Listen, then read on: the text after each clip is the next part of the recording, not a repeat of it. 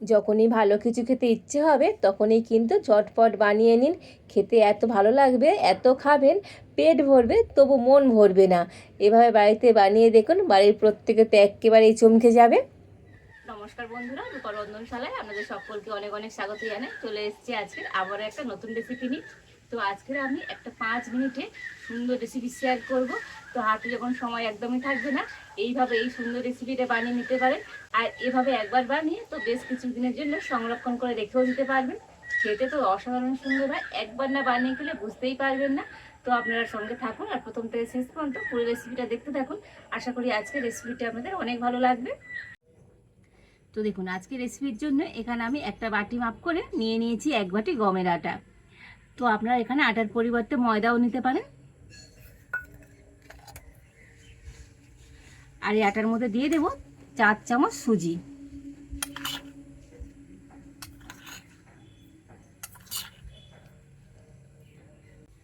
আর দিয়ে দেব 2 চামচ বেসন।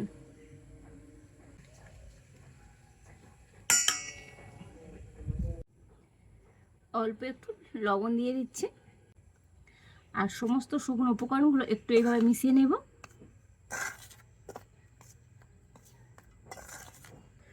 আর এবারে আমি এর মধ্যে দিয়ে দেব ঘি। তো এখানে আমি 3 চামচের মতো ঘি নিয়েছি, তো দিয়ে দিচ্ছি।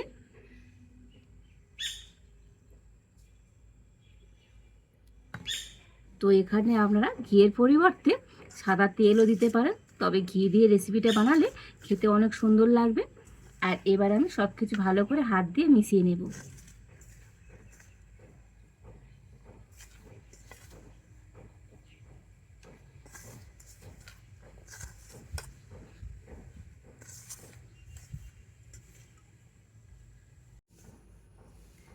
তো দেখুন, সমস্ত উপকরণগুলো তো খুব সুন্দর করে ঘিয়ের সাথে মিশিয়ে নিয়েছি।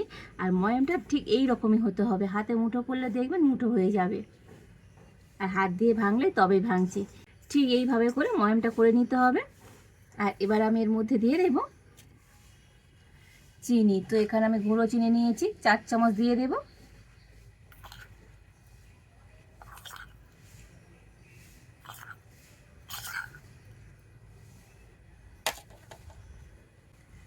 আর একটু টেস্টের জন্য দিয়ে দিচ্ছি গুঁড়ো দুধ। তো 2 চামচ গুঁড়ো দুধ দিয়ে দিলাম। বেকিং পাউডার দিয়ে দিচ্ছি এই চামচের 4 ভাগের 1 ভাগ। আর একই মাপের দিয়ে দেব বেকিং সোডা। মানে যতটা বেকিং পাউডার দিলাম ততটা বেকিং সোডা দিয়ে দিলাম।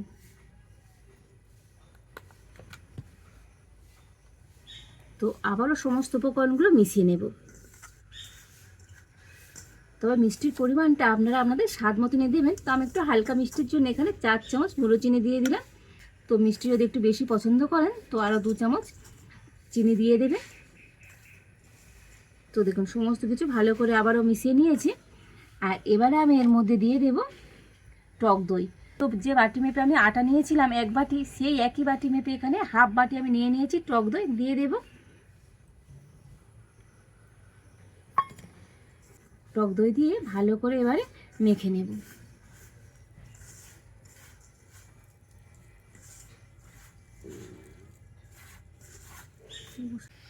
তবে এর মধ্যে কিন্তু কোনো রকম জল দেওয়া যাবে না, এই টক দই দিয়ে কিন্তু এটাকে মেখে নিতে হবে। তো আমি যেভাবে উপকরণগুলো নিয়েছি এইভাবে মাপ করে নেবেন, দেখবেন রেসিপি তো একেবারে পারফেক্ট হবে। তো দেখুন, হাত দিয়ে তো সুন্দর করে মেখে নিয়েছি। আর খুব একেবারে কিন্তু টাইট নয়, একটু এইরকম নরম নরম করে মাখতে হবে। আর এবার আমি একটা বেলেন চাকি নিয়ে নিচ্ছি। আর এই ডোটাকে বেলেন চাকির মধ্যে নিয়ে নিলাম। আর এবার এটাকে বেলে নেব।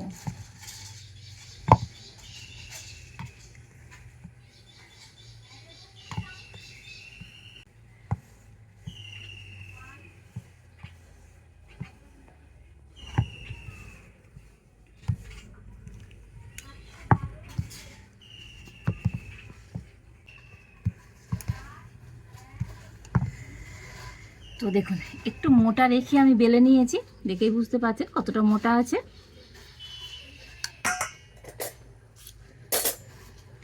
আর এবার আমি একটা ছুরি দিয়ে কেটে নেব।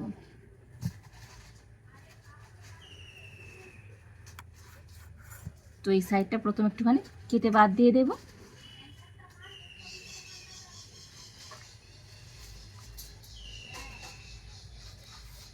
তো দেখুন এইভাবে করে কেটে নেব।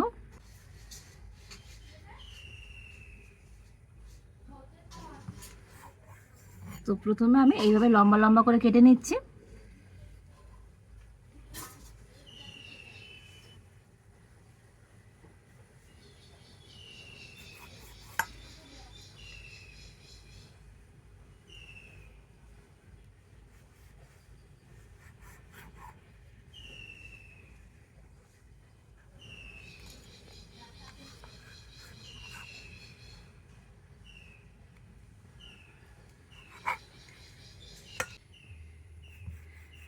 আর এবারে আমি এইভাবে একটুখানি বরফি শেপে কেটে নেব।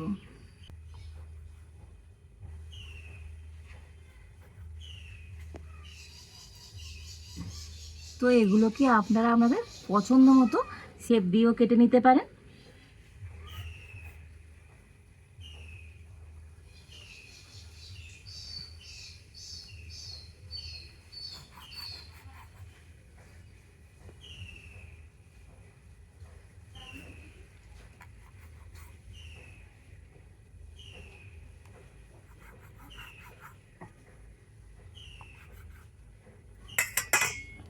এইভাবে কেটে নিয়েছি। আর এবার আমি একটা প্লেটের মধ্যে এগুলোকে তুলে রেখে দেব।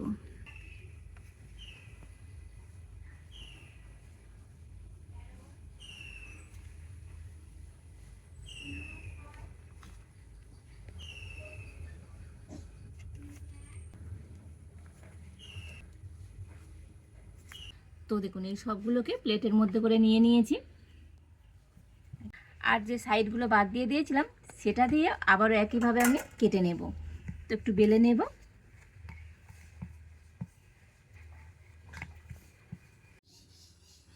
তো দেখুন এই সবগুলোকে কিন্তু এইভাবে করে কেটে নিয়েছি।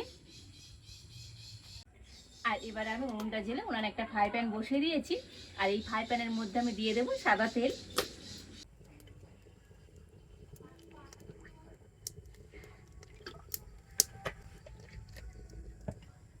তবে তেল কিন্তু খুব বেশি গরম করব না, হালকা গরম করে আর সেই তেলের মধ্যে এবারে এইগুলোকে দিয়ে দেব। তো দেখেই বুঝতে পারছেন তেল কিন্তু একেবারেই হালকা গরম হয়েছে।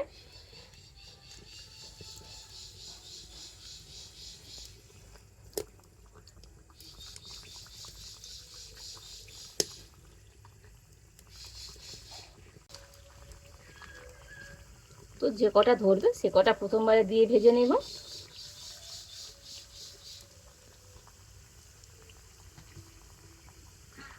তো প্রথমে আমি এরকম ফ্রাই প্যানের হাতাটা ধরে একটু নাড়ি চাড়িয়ে দেবো। আর দেখুন একটু ভেজে নেওয়ার পরে সুন্দর করে তেলের মধ্যে ভেসে উঠেছে। আর এবারে আমি একবার এরকমভাবে উল্টে দেব। আর একটা সাইড সুন্দরভাবে কিন্তু লাল হয়ে গিয়েছে।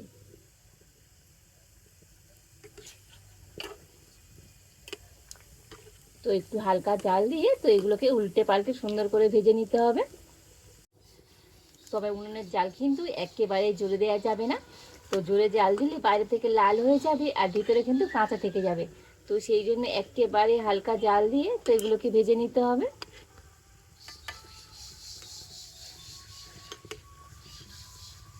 আর কত সুন্দর ফুলে গিয়েছে দেখুন।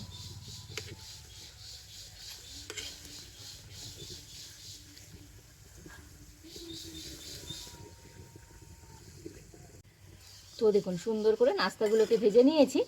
আর এবারে আমি তুলে নেব।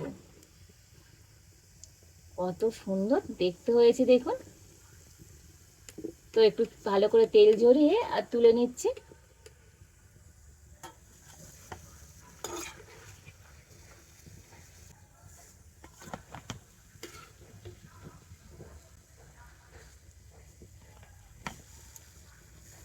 তো দেখুন দেখতে কত সুন্দর লাগছে দেখুন।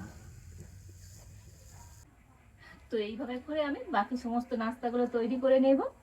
তো হাতে যখন একদমই সময় থাকবে না আর ভালো কিছু খেতে ইচ্ছে হলে মাত্র 5 মিনিটে বানিয়ে নিতে পারবেন।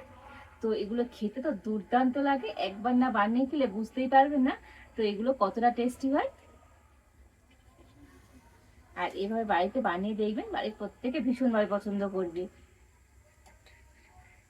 তো দেখুন সমস্ত নাস্তাগুলোকে সুন্দর করে প্লেটের মধ্যে গুছিয়ে নিয়েছি। দেখতে কত সুন্দর হয়েছে দেখুন আজকের এই নাস্তাগুলো। আর এই নাস্তাগুলো তো দারুণ কিন্তু খেতে লাগে। আর এতটাই ফুলে গিয়েছে দেখুন, ফেটে ফেটেও গিয়েছে। কতটা সুন্দর হয়েছে আজকের এই নাস্তাগুলো। প্রত্যেকটা নাস্তা অসম্ভব সুন্দর হয়েছে। আর এগুলো কিন্তু দারুণ নরম হয়। তো দেখুন ভিতর থেকে কতটা সুন্দর হয়েছে, একেবারে চালিদার আর ফোলা ফোলা। আর দেখুন একদম নরম তুলতুলে।